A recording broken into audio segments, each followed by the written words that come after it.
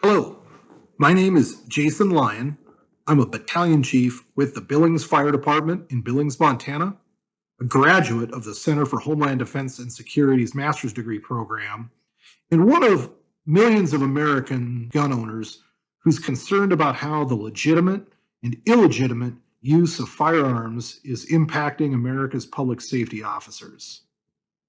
My 2019 thesis, Convergence, Guns, and the Public Safety Response, investigates how law enforcement, fire, and emergency services personnel should evaluate and respond to firearm related challenges that have emerged from crisis events, such as Hurricane Katrina, the Sandy Hook school shootings, and more recently, the COVID-19 pandemic. This is a very important question for me to explore because, as a legitimate gun owner, I'm very concerned that laws that are being passed unduly affect legitimate gun owners. However, as a public safety officer, I'm equally concerned about how public safety officers need to interact with both legitimate and illegitimate gun use on the front lines that we face every day. My thesis further explores how the phenomenon of disaster convergence affects public safety officers when those converging on disasters show up armed and possibly ready to take the law into their own hands. My attempt to answer this question began with an examination of the social and legal outcomes that crisis events, Hurricane Katrina and Sandy Hook, had as it pertains to firearm. Then I also began to look into the role that disaster convergence in events, crisis events such as these, could play. And finally, I forecast, in the form of two fictional scenarios, what the combined effects of an increase in civilian gun ownership, right to carry, constitutional carry, and castle doctrine legislation may have. These scenarios further forecast what the effect of disaster convergence may have on an armed and motivated public. Among the findings in my research was that while there's many reasons behind Americans' ownership of firearms, one of the most important ones is the belief in a dangerous world concept, where the world is a dangerous place and it's up to people to protect themselves against real or imaginary things. And that crisis events such as Sandy Hook, Hurricane Katrina, and again more recently the COVID-19 pandemic has exacerbated the firearm-related outcomes that we see in the US. Specifically, there's been an increase in civilian gun ownership that continues today. It also led to the promulgation of what we call right to carry or stand your ground, also known as castle doctrine laws, that basically allow gun owners to be issued permits for concealed carry unless there's a reason for them not to be, and then a idea that lethal force can be applied in defense of your home and your own life.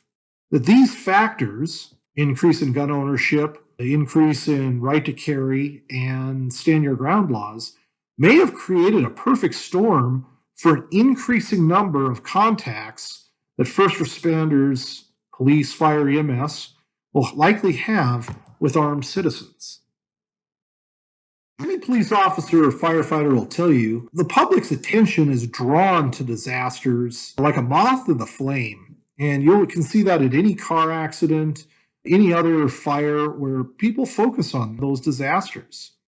This phenomenon, known as convergence, was first documented in the 1950s by researchers Fritz and Matheson. And they basically say that information, equipment, and personnel will naturally gravitate towards these incidents, which are aligned in a variety of zones that they call the disaster area, the contiguous zone, the proximate zone, and the remote zone. But where I tie this into my own research is that when the natural phenomenon of convergence crosses with the phenomenons of increased gun ownership, right to carry, and stand your ground laws, next can lead for some very challenging interactions between law enforcement, fire EMS, and the armed citizen. Researchers find that there are approximately 400 million firearms in circulation in the US. That's one for every man, woman, and child, and an extra 67 million firearms. And in that setting, it seems unrealistic to me that traditional, call it supply side gun control, is going to be successful, especially if the war on drugs, prohibition, or the Mexican model of banning firearms are any indicator. And so my research focused more on creating tactical, operational, and strategic things that public safety officers could employ to minimize the impact of increased gun carrying by the citizenry of the US. And I present those operational, strategic, and tactical ideas in the first three appendixes to this presentation for your consideration. The importance of public safety officers having a plan to interact with lawful gun owners is playing out in the headlines every day.